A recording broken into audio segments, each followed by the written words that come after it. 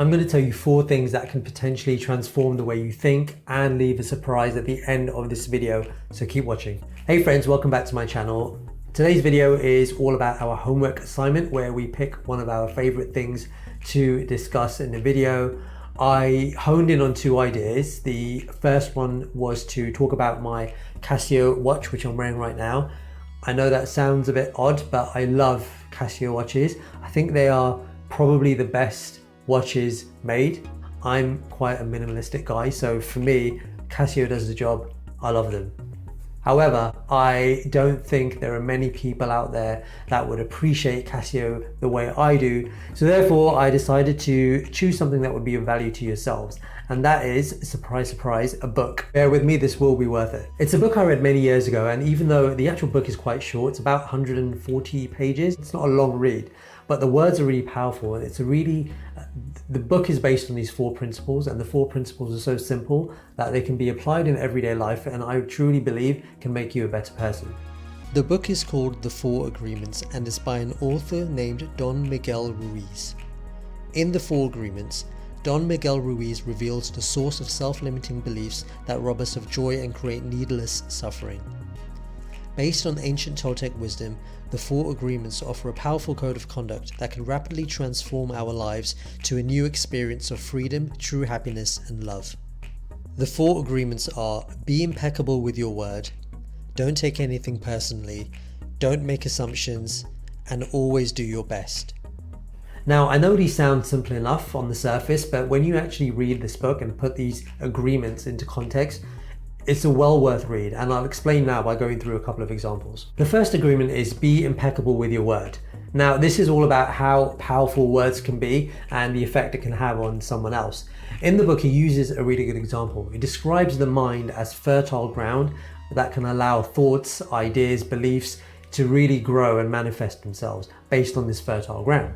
So, therefore, if you plant an idea in someone's head or belief or thought, whatever it may be, it can really grow and it can really impact that person. So you have to be careful with your words. Now, he told a story in the book, which it's quite sad, but I will tell you because it does put things into context. So the story is about a mother and a young child, so her daughter. The mother came home from work one day. She had a really tough day at work. She was stressed out and she had a headache.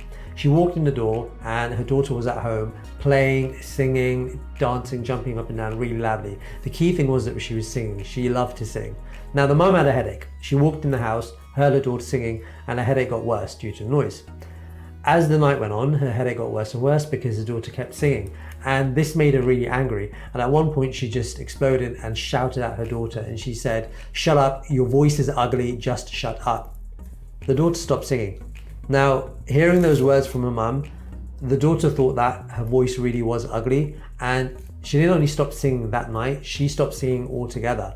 She ended up going to school and she started to become very shy and she started to withdraw. She wasn't talking to people as much and eventually she was just having difficulty speaking to people. She thought by speaking she was bothering people with her voice because it's so ugly. Now, the mum didn't mean this at all. She didn't think her daughter had an ugly voice, but she was so angry at the time because it wasn't the singing that was bothering her, it was the noise, and therefore she lashed out at her daughter saying these specific words, not "calm down" or "can you please stop singing for now." She said, "Your voice is ugly." And that stuck with her, and this was embedded in that girl's mind. And she grew up with the belief that she has this ugly voice, which clearly she doesn't. But it just shows how powerful words can be and the impact it can have. So we should always be aware of what we're saying, how we're saying it, and who we're saying it to. The second agreement is don't take things personally. I don't want to talk about this agreement too much because I kind of have my own battle with this one because I don't fully agree with the way it's written in this book, and also just in general, how can you not take things personally? The idea behind the agreement is what it means is brushing things off. So if someone says something to you, don't take it seriously, but just ignore it, brush it off, be confident and move on, which I do agree with. I guess it's just the way this is written in the book about how if someone says something, it's nothing to do with you, it's to do with that person and their negativity. And that may be true, but a lot of the time people are probably just stating facts to you and they may be true, so how can you not take that personally? But I'll brush over that one and move on to the next one. So the third agreement is all about communication, and that is don't make assumptions. Now this is a key one for anyone, and I think it applies to most people. The book really talks about relationships, and I think making assumptions can definitely be applied to relationships, because I think everybody makes assumptions in general. Let's say you are in a relationship, be it husband, boyfriend, girlfriend, wife, whatever it may be. You may expect something from your significant other, be it going into the relationship, I expected you to really care for me or take care of me, clean the house, do the cooking, whatever it may be. There may be certain assumptions that you would just expect from that person. But if you don't communicate with that person beforehand, how can you expect that? It's the agreement is all about not expecting. How can you just expect something based on your beliefs? You have to have that communication. If you make assumptions, what that can lead to is sadness, hate, and regret if you haven't had that communication beforehand. And I think we're all guilty of this. We all make assumptions in general life. Even if someone's walking down the street and they're walking a certain way or they look a certain way, we may make an assumption on that. But they could be going through something that we don't know. We don't know anything about that person. We shouldn't be making assumptions. I think it could even be applied to the whole guilty before proven innocent thing.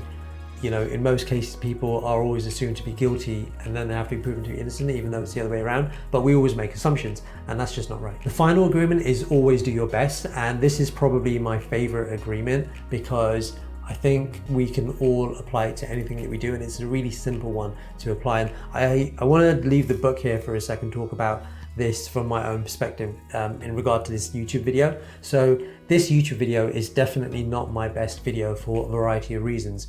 One, it's my second YouTube video, so clearly it's not going to be my best or a good video in general. And two, I'm limited by what I can do with this. My camera is really old and I've had loads of technical difficulties with it. The sound's been off, it broke down halfway, the lighting wasn't right, there was all these sort of things in place where I was trying to make this video really well and I just couldn't. But at the same time, I'm doing the best I can given my circumstances, and that's okay. That's what this agreement is all about. Always do your best, even though it may not be the best. So let's say you go out running with a friend and your friend ends up running 3 miles and you end up only running 1.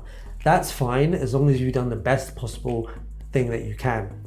And that is, after your mile run, you're sweating, you can't do anymore, you've really worked hard.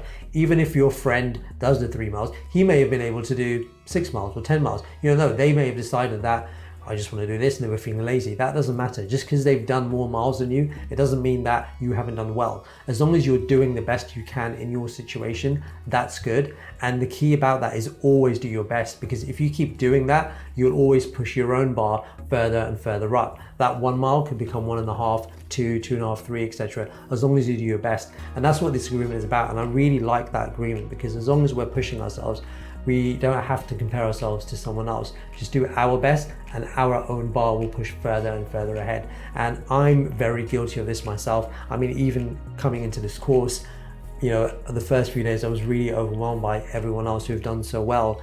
And I was thinking, well, why am I not getting this? But I go back to the book and think, well, look, all I can do is do my best. Their circumstances may be very different than me. They may have had a head start and understand this stuff. I will probably get there. I hope I will get there. I just need to keep doing my best now and push ahead. So that's the book. I really enjoy this read. It's not a long read, as I said. It's 4 simple agreements that I truly believe you can apply every day in your life and really change the way you think. So I personally would highly recommend this book. In fact, it's only 99p on Amazon at the moment, so I'll leave a link in the description if any of you guys want to get it.